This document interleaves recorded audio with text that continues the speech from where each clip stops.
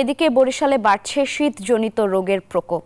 হাসপাতালের বিছানা ছাপিয়ে মেঝেতেও চিকিৎসা নিচ্ছেন শিশু, বয়স্ক সহ অনেকেই। বেশিরভাগই শ্বাসকষ্ট, সর্দি, কাশি, চর্মরোগ, ডায়রিয়া, নিউমোনিয়া সহ ঠান্ডাজনিত রোগে আক্রান্ত। রোগীদের সব ধরনের সেবা দিতে প্রস্তুতি রয়েছে জানিয়েছে হাসপাতাল কর্তৃপক্ষ।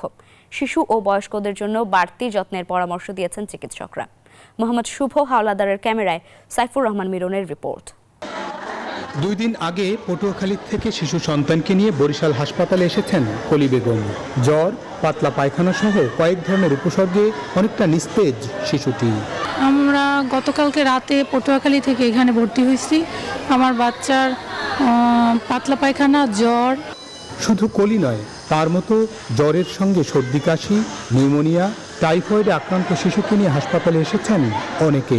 একই অবস্থা মেডিসিন বিভাগে চিকিৎসাধীন বয়স্ক রোগীদেরও। আমি শ্বাসকষ্ট নিয়ে আজকে কয়েকদিন মেডিকেল আসছি, নালা দিলে আমি একটু ভালো হই। বাচ্চার ওই নিউমোনিয়া আর শ্বাসকষ্ট বাইরে গেছিল, তারপরে এই জায়গায় পরীক্ষা করাইছি, এখন টাইফয়েড ধরা পড়ছে। বাহিরে আমি ডক্টর দেখাইছি, সে ঔষধ দিছে, বলছে রাতে যদি বেশি হয় এমার্জেন্সি তাহলে নিয়ে আসতে।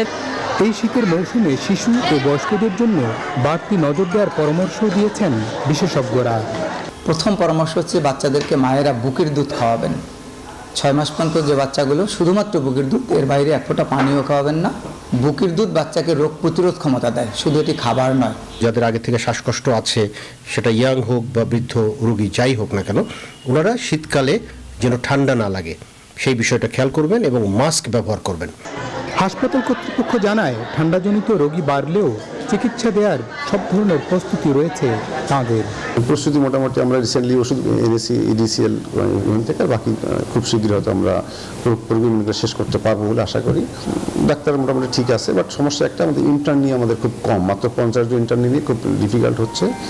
সাইফুর রহমান মিরন, নিউজ 24, বরিশাল।